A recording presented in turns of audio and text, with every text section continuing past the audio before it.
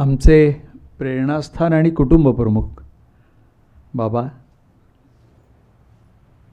आज खास या कार्यक्रमासाठी आणि नलिनीताईंच्या अत्यंत त्या अर्थानं ज्याला सखी जीवश कंठशी मैत्रीण म्हणता येईल अशा शीला काकी,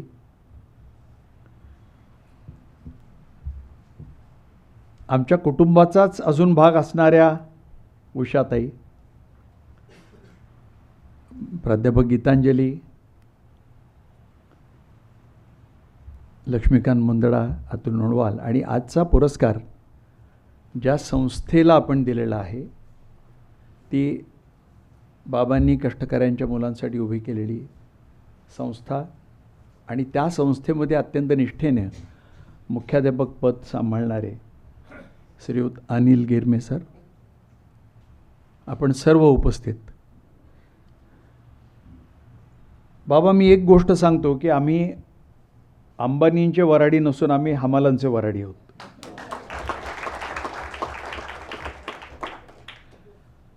म्हणजे तो जो उभं गांगणारा लग्नाचा जो सगळा कार्यक्रम आणि त्याला सोहळा म्हणणंही मला योग्य वाटत नाही चालला होता. आणि 5,000 कोटी रुपयांची जी उधळण चालली होती, बरं ती फक्त 5,000 कोटी रुपयांची उधळण नव्हती.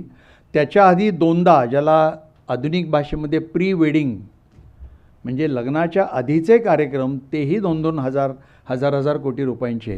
हिशोब करून बघितला तो जवळजवळ 8-10 हजार कोटींचा हिशोब निघाला सगळा त्या लग्नाच्या वरच्या खर्चाचा. आणि असं लक्षात आलं की त्या 8-10 हजार कोटीमध्ये देशातल्या काही कोटी मुलांना आपण कित्येक वर्ष मोफत शिक्षण देऊन टाकू शकतो. म्हणजे त्या अंबानींना कोणीतरी सांगायला पाहिजे की हे जे काही सगळे वऱ्हाडी आले होते आणि जे काही त्याच्यावर सगळं जे काही उधळणं चाललं होतं आणि आलेल्या पाहुण्यांना 1-1, 2-2 कोटी रुपयांची घड्याळं भेट म्हणून दिली गेली होती, हा पैसा या देशातल्या कष्टकऱ्यांच्या घामाच्या आणि रक्तातनं निर्माण झालेल्या पैशाचा भाग आहे. आता लाज वाटली अशा कार्यक्रमाला देशाचे पंतप्रधान हे आवर्जून उपस्थित राहिले. राहुल गांधींनी तेवढं एक बरं केलं की ते अंबानींच्या भेटीसाठी थांबले नाही. 1.5 तास वाट बघून अंबानी आमंत्रणासाठी दिल्लीला गेले खास विमानानं, ते तसेच परत गेले. आणि ते अंबानी पंतप्रधानांना निमंत्रण देण्यासाठी गेलेच नाहीत, पण पंतप्रधान मात्र लग्नाला हजेरी लावून गेले. मला असं वाटतं की या एका घटनेमध्येच आपल्या देशाचं सर्व या लोकांची मानसिकता काय आहे हे आपल्याला अतिशय स्पष्टपणे दिसून येतं. म्हणजे मला एकच वाईट वाटतं की बराच वेळा की अशा विवाह समारंभाची वर्णनं सर्वसामान्य माणसं अत्यंत चवीने पाहतात, ऐकतात, त्याच्यावर वाहिन्या सतत कार्यक्रम दाखवत राहतात. आणि असं वाटायला लागतं की गरीब माणसाला माझी गरिबी होत नाही, पण निदान श्रीमंती कशी असते ते बघायला कुठंतरी मिळतं. याचं आकर्षण कसं निर्माण केलं जातं पहा. म्हणजे त्यावेळेला आपल्या गरिबीचा विसर पडण्याची व्यवस्थाच संपूर्ण निर्माण विविध माध्यमांच्या मदतीनं, वाहिन्यांच्या मदतीनं ही केली जाते. म्हणजे लाईफ ऑफ रिचेस म्हणजे श्रीमंतांचं आयुष्य असा वाहिन्यांवर कार्यक्रम कसा चालू शकतो हा प्रश्न मला वर्षानुवर्ष पडला. आणि परवा अंबानींचं सगळं प्रकरण बघितलं, त्याचं उत्तर आपल्या भारतातच आहे हे माझ्या लक्षात आलं. आणि अशा सगळ्या उभं काढणाऱ्या या विवाह सोहळ्याच्या पार्श्वभूमीवर बाईवैद्य फाउंडेशन आणि आरोग्य सेना ही हमाल पंचायत कष्टकरी विद्यालयाला आज प्राचार्या नलिनीताई भाई वैद्य समाजाभिमुख संस्था आणि शिक्षक पुरस्कार देण्यासाठी उभी आहे. आम्ही आमच्या परीने उत्तर देऊन टाकलेलं आहे. आमच्या परीने आम्ही उत्तर देशाच्या पंतप्रधानांना दिलेलं आहे, त्यांच्या सत्ताधारी पक्षाला दिलेलं आहे, त्यांच्या सत्ताधारी पक्षाच्या पाठीमागे उभा असणाऱ्या वैचारिक संघटनेला दिलेलं आहे आणि आम्ही या देशातल्या सगळ्या व्यवस्थांना एक प्रकारे उत्तर दिलेलं आहे. ही कृती आमची इतकी वरवरची नाही. आम्ही दिलेल्या पुरस्काराची रक्कम गिरमे सर खूप किरकोळ आहे. यापेक्षा अधिक मोठी रक्कम देण्याची आमची आत्ता या क्षणी क्षमता नाही. पण निदान या निमित्ताने मी एक सांगतो की लोकनेते भाई वैद्य गुणवंत आणि गरजू विद्यार्थी शिष्यवृत्ती जी आम्ही 4 वर्षापूर्वी चालू केली, 4 विद्यार्थ्यांनी आम्ही सुरुवात केली. दरवर्षींनी तो आकडा 4 पटीने वाढत गेला. 4 वर्षातच गेल्या वर्षी आम्ही 52 मुलामुलींना प्रत्येकी 12,000 रुपये दिले. यावर्षी हा आकडा 100पर्यंत नेण्याचं आमचं मानस आहे.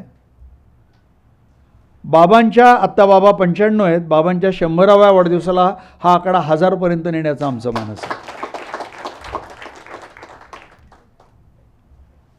आणि आज या निमित्तानं मी एक गोष्ट जाहीर करतो की गिरमे सर, यावर्षी आपल्या शाळेतली 8वी 9वीतली तुम्ही 5 मुलं आम्हाला द्या. त्यांना आम्ही शिष्यवृत्ती दिली असं मी आजच जाहीर करतो.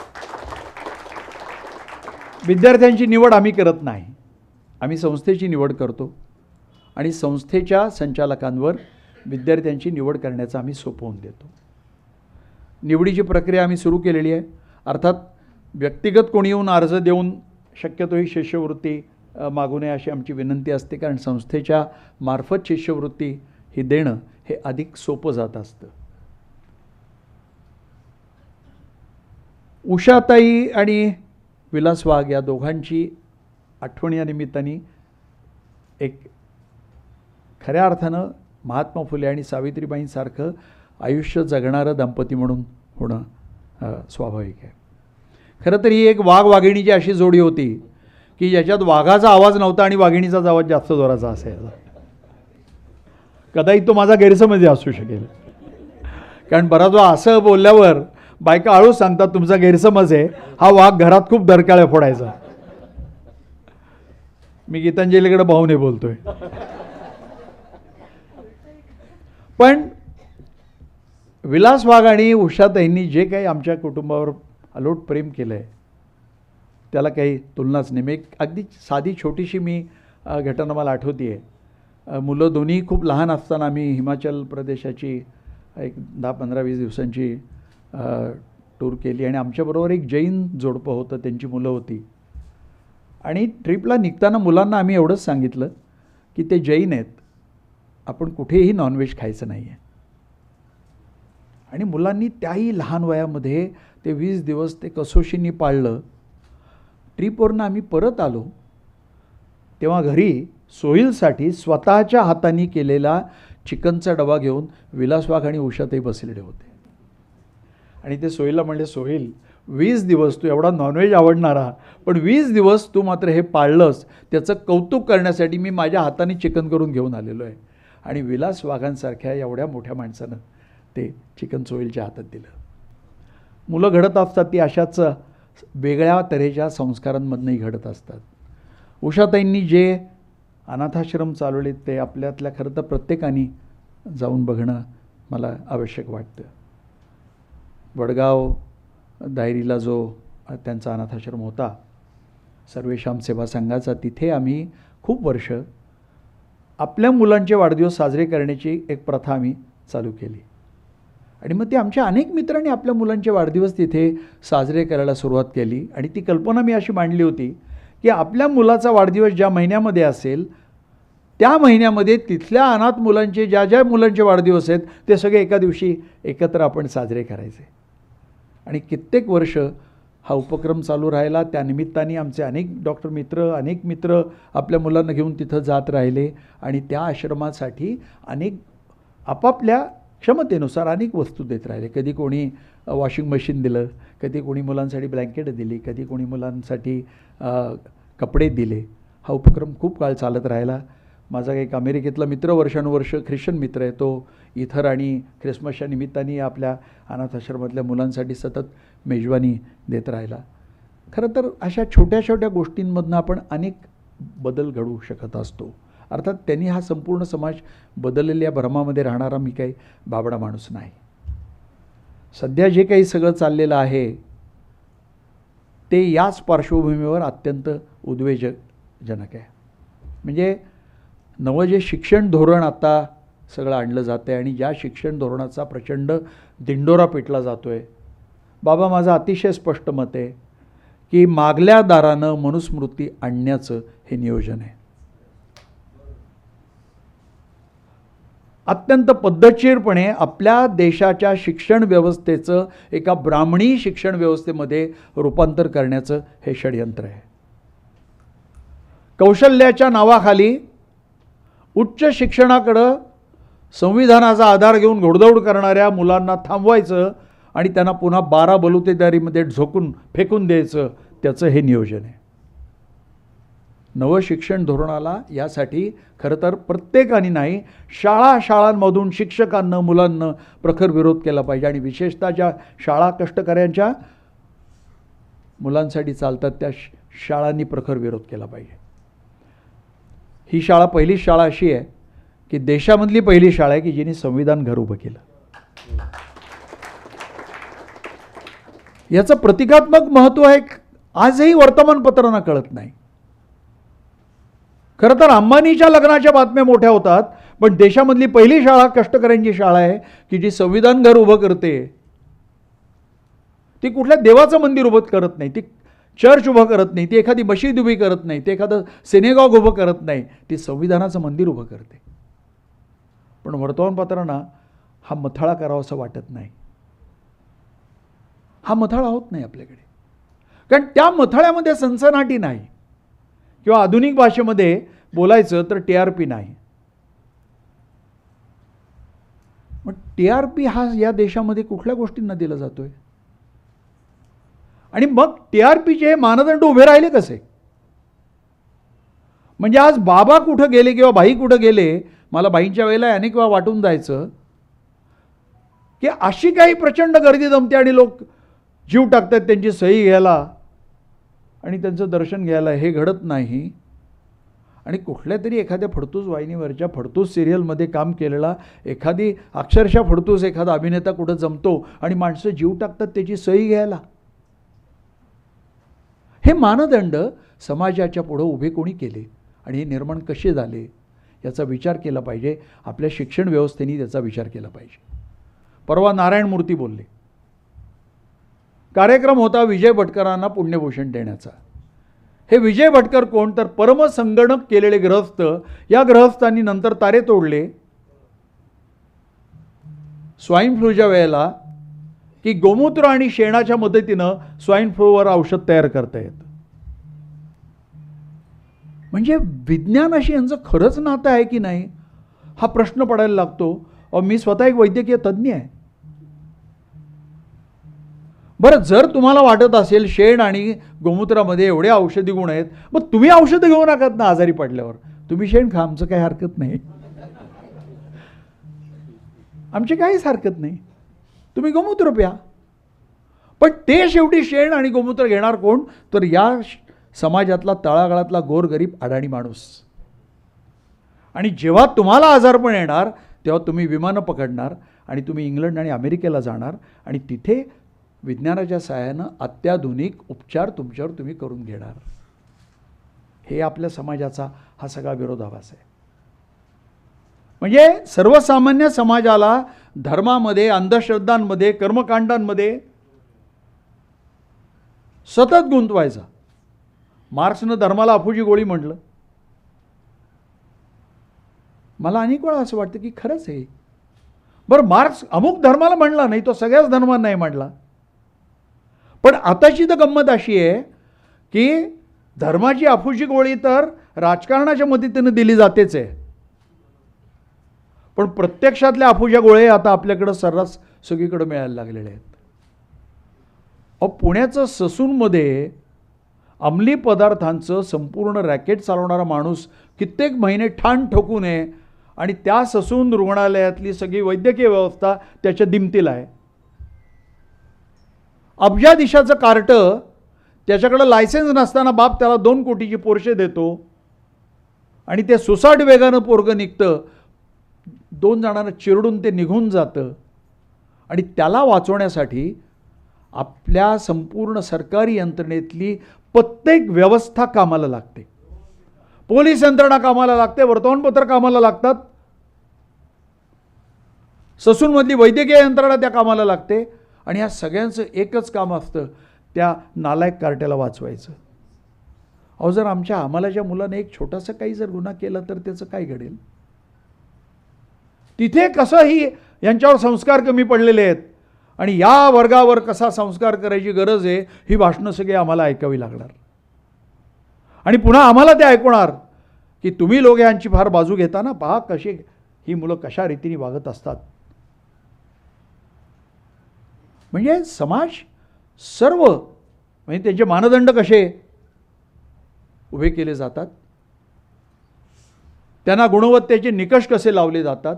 अहो, नीट परीक्षेचं तुम्ही गंमत बघा. म्हणजे एका बाजूला नवीन शिक्षण धोरण जन्माला घालायचं आणि मागल्या दारानं एक नवी जाती व्यवस्था आणायची, बहुजनांच्या मुलांना शाळेच्या बाहेर फेकण्याचं षड्यंत्र रचायचं, मेक इन इंडियाचा घोष करायचा, स्वदेशीची भाषा करायची, आणि पुन्हा नव्या शिक्षण धोरणाच्या आधाराने आंतरराष्ट्रीय शिक्षण संस्थांना आपल्या शिक्षण व्यवस्थेमध्ये घुसवायचं, आणि आपल्या देशाच्या सगळ्या शिक्षण संस्था ह्या उद्योगपतींच्या घशात कशा जातील हे पाहायचं. पण घोषणा कसली तर मेक इन इंडियाची, घोषणा कसली तर स्वदेशीची. म्हणजे मुँह में राम आणि बगल में नथुराम हीच घोषणा विविध तऱ्हेने कशा पद्धतीने आपल्या पुढं आणली जाते हे तुम्ही लक्षात घेतलं पाहिजे. नारायण मूर्ती म्हणले की शिक्षणात आमूलाग्र बदल केला पाहिजे. कुठला आमूलाग्र बदल त्यांना अभिप्रेत आहे? त्या नारायण मूर्तींचा जावई ऋषी सुनक हा इंग्लंडचा पंतप्रधान झाला. एक भारतीय वंशाचा माणूस इंग्लंडचा पंतप्रधान झाला म्हणून सगळेजण नाचायला सुरुवात झाली. आता एक या निमित्ताने हाही प्रश्न माझ्या मनात येतो की जर भारतीय वंशाचा माणूस इंग्लंडमध्ये जाऊन त्या इंग्लंडचा पंतप्रधान होऊ शकतो, अशाच कुठल्या वंशाचा माणूस जर भारतामध्ये आला तर त्याला आपण स्वीकारणार आहोत का? त्याला आपण स्वीकारणार नाही. अहो, 800,000 वर्ष इथं असलेल्या मुसलमानांना आपण आज स्वीकारायला तयार नाही आहोत. कावड यात्रेमध्ये त्या मार्गावर उत्तर प्रदेशच्या या योगीनं काय आदेश काढला तर प्रत्येक हॉटेलवर मालकाचं नाव लिहिलं गेलं पाहिजे. म्हणजे त्या यात्रेमध्ये जाणाऱ्या प्रत्येक यात्रेकरूला कळलं पाहिजे की हे हॉटेल हिंदूचं आहे का मुसलमानाचं आहे. सर्वोच्च न्यायालयाचे आभार मानावेत तेवढे थोडे की त्यांनी त्याच्यावर बंदी घातली. म्हणजे जवळजवळ 90 वर्षांपूर्वी जर्मनी या राष्ट्रामध्ये जूनना विशिष्ट तऱ्हेचे फिती बांधण्याचा आदेश हिटलरनं काढला होता की लोकांना कळलं पाहिजे की ज्यू कोण आहेत आणि ख्रिश्चन कोण आहेत. त्याच 90 वर्षांपूर्वीच्या इतिहासाची पुनरावृत्ती आपल्याकडं अत्यंत वेगळ्या पद्धतीनं होती आहे. आणि मग या नारायण मूर्तींना जे आमूलाग्र बदल करायचे आहेत ते नक्की कुठले बदल आहेत? हा ऋषी सुनक माणूस गोमूत्र पितो, तो अभिषेक करतो. ब्रिटिश जनतेचं कौतुक केलं पाहिजे की त्यांनी त्याला शेवटी फार मोठ्या प्रमाणावर नाकारला, त्याला लाथाडलं. ते हे नारायण मूर्ती आणि शिक्षणातल्या संपूर्ण व्यवस्थेच्या आमूलाग्र बदलाची भाषा करतायत. आमूलाग्र बदल शिक्षणाच्या व्यवस्थेमध्ये व्हायला पाहिजे, पण तो आमूलाग्र बदल या देशातल्या तळागाळातल्या बहुजनांच्या मुलांना शिक्षणाची दारं अधिकाधिक खुली करून देणारच बदल असला पाहिजे. हा बदल होणार असेल तरच त्याला काही अर्थ आहे. या देशाच्या शिक्षणामध्ये विज्ञानवाद आणणारा बदल व्हायला पाहिजे. आपल्या देशाच्या शिक्षणामधून विज्ञान हद्दपार करण्याचं षड्यंत्र आहे. कारण विज्ञान आलं की बाबा माणूस सत्याचा शोध घ्यायला लागतो. महात्मा फुलेंचा सत्यशोधक धर्म हा विज्ञानवादी धर्म आहे. त्या अर्थानं सत्याचा घोष करायचा म्हणजे काय? सत्याचा घोष म्हणजे विज्ञानाचा घोष. विज्ञान हे सत्याच्या शोधामध्ये निघालेलं असतं. आता आपल्या देशाचे पंतप्रधान काय? अहो, त्यांचं ते तर विज्ञानाचे फार मोठे तज्ज्ञ. त्यांनी सांगितलं आपल्या हवाई दलाच्या वैमानिकांना की ढगांच्या आड लपून लपून जर तुम्ही गेलात तर तुमचं विमान पाकिस्तानच्या रडारला दिसणार नाही. आणि म्हणे आपली विमानं ढगांच्या आड लपत लपत पाकिस्तानमध्ये त्या बालाकोटला गेली आणि तिथे एअर स्ट्राईक करून आली. अहो, ढगांना भेटण्यासाठीच रडार निर्माण झाले. रडारचं तंत्रज्ञानच त्यासाठी निर्माण झाले. आपल्या देशाच्या पंतप्रधानालाच जर विज्ञान कळत नाही, त्याच्या संपूर्ण जी काही पक्षातली माणसं आहेत त्यांना विज्ञान कळत नाही, तर या देशामध्ये विज्ञान येणार कुठून? त्यांना विज्ञान नको आहे. कारण विज्ञान जर प्रस्थापित झालं तर माणसं प्रश्न विचारायला लागतात, माणसं चिकित्सा करायला लागतात, माणसं बुद्धिनिष्ठ बनायला लागतात आणि त्यांना समाजाला प्रश्न विचारून द्यायचे नाहीत, समाजाला बुद्धिनिष्ठ बनवून द्यायचं नाही, समाजाला चिकित्सेकडे जाऊन द्यायचं नाही, समाजाला विवेकाकडे जाऊन द्यायचं नाही. आणि या सगळ्याला विरोध करण्यासाठी आणि त्याच्यावर चर्चा घडवण्यासाठी नलिनीताई समाजाभिमुख शिक्षक पुरस्कार आम्ही देत असतो. हे भाईंच्या नावाने किंवा नलिनीताईंच्या नावाने दिले जाणारे पुरस्कार आणि हे सगळं आरोग्यसेन भाईवैद्य फाउंडेशन करते, हे काही भाबडेपणानं केवळ त्यांच्या स्मृती जागवण्यासाठी नाही आहे. ही माणसं त्या विचारांसाठी जगली.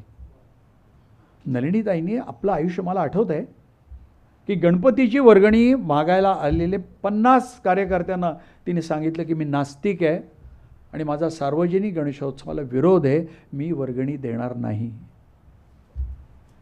ज्या बाईचा नवरा त्याच भागातनं मतदारसंघातनं नगरसेवक म्हणून निवडून येतोय, ती बाई ही त्या काळामध्ये हिम्मत करू शकत होती. आता काय घडेल? आता कार्यकर्ते असे आले मागायला तर नगरसेवकाची बायको त्यांना काय देईल? ती त्यांना लाखभर रुपये देईल, म्हणेल जोरात डीजे लावा गणपतीला आणि भरपूर दारू पिऊन नाचा. नलिनीताईंनी तेव्हा प्रखडपणे सांगितलं की मी नास्तिक आहे, माझा याच्यावर विश्वास नाही, सार्वजनिक परमेश्वर हा तुमच्या मनात असला पाहिजे, परमेश्वर मी माणसात मानते, हे तिने माझ्या देखत सांगितलं. आणि म्हणून नलिनीताईंच्या अनेक आठवणी आहेत. पण आज या निमित्ताने एक खूप मला महत्त्वाचे, कारण गणपतीचे दिवस येऊ घातलेत, ढोलाच्या सर्व सराव सुरू झालेले आहेत.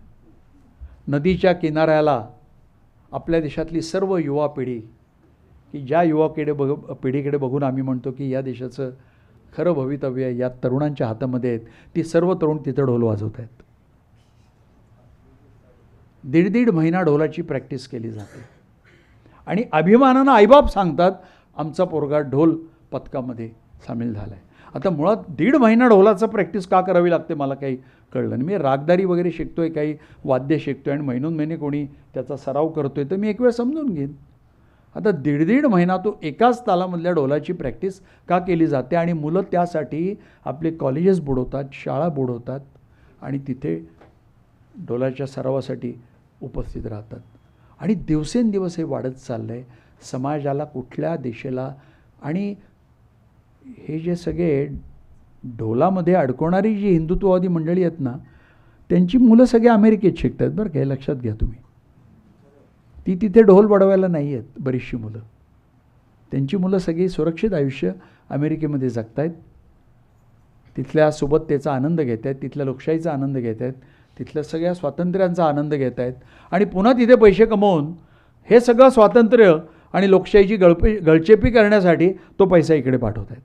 हे चित्र आपल्याला बदललं पाहिजे आणि यासाठी अशा शाळांच्या मागे आम्ही उभं राहत असतो. बाईंच्या नावाने जो शिष्यवृत्ती आम्ही देतो ती केवळ गरजू आणि गुणवंत विद्यार्थ्यांना आधार देणं एवढाच आमचा हेतू नाही, तर त्या मुलांच्यामध्ये या निमित्तानं आम्हाला विज्ञान निष्ठेची काही बीजं पेरता येतील का, विवेकाची काही बीजं पेरता येतील का, हा देखील आमचा प्रयत्न आहे. बाबा, तुम्ही खरं तर आमच्या पाठीवर हात ठेवता म्हणून आम्ही पुढं जात असतो. तुमच्या शाळेच्या पाठीवर हात ठेवणारे आम्ही कोण? आम्ही फक्त त्या शाळेकडं, आमची शाळा, कष्टकऱ्यांची शाळा, ज्या शाळेतनं खऱ्या अर्थानं भारताचं भवितव्य घडणार आहे अशी शाळा म्हणून त्या प्रेमानं आम्ही फक्त बघतो. याच्या पलीकडे आमची कुठलीही दुसरी भावना याच्या पाठीमागे नाही. तुम्ही नेहमीप्रमाणे वेळेच्या आधी आलात, आम्ही सर्व पोचायच्या आधी आलात. तुम्ही आल्या तुमच्या फुलांचा सुगंध सगळीकडे दरवळत होता. तुमच्या संपूर्ण विचारांचा सुगंध असाच आमच्या मनामध्ये कायम दरवळत राहणार आहे. तुमचे विचार आम्हाला कायम प्रकाश दाखवत राहतील. बाईंनी आयुष्यभर आम्हाला एक दिशा दाखवली, ती शिक्षण हक्काची दिशा होती. 25% राखीव जागा खाजगी शाळांमधल्या या महाराष्ट्र सरकारनं आता रद्द केल्या होत्या. त्याच्या विरुद्ध भक्कमपणे कोण उभं राहिलं तर भाईंनी स्थापन केलेली अखिल भारतीय समाजवादी शिक्षण हक्क सभा. आणि शिक्षण हक्क सभेने मुंबईच्या हायकोर्टामध्ये खटला दाखल केला, तो परवा जिंकला आणि शिक्षण हक्क सभेच्या पाठीमागे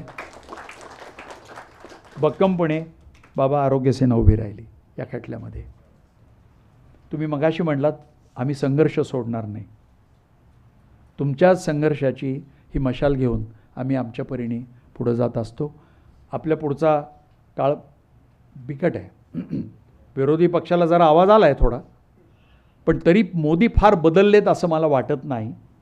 फक्त कपडे बदलणं त्यांचं थोडं कमी झालं आहे, एवढा मात्र मोठा बदल झाला आहे. दिवसातनं ते 5 वेळा कपडे बदलत होते, त्यावरनं बहुतेक 2 वेळेवर आले असावेत असा मी एक अंदाज बांधतो आहे टी व्ही बघून. त्यांच्यामध्ये याच्या पलीकडे फार मोठा बदल होणं मला अपेक्षित नाही. आपल्याला तो बदल घडवावा लागेल, आपल्याला हे परिवर्तन घडवावं लागेल. या कार्यक्रमाच्या निमित्तानं आलेल्या सर्व विद्यार्थिनी ही प्रेरणा घेऊन जर घरी गेल्या आणि या निमित्तानं आपल्याला पुढचं आयुष्य हे कसं जगायचं आहे ह्याचं काही एक स्वप्न त्या घेऊन पुढे गेल्या तर मला खऱ्या अर्थाने या कार्यक्रमाचं सार्थक झालं असं वाटेल. धन्यवाद.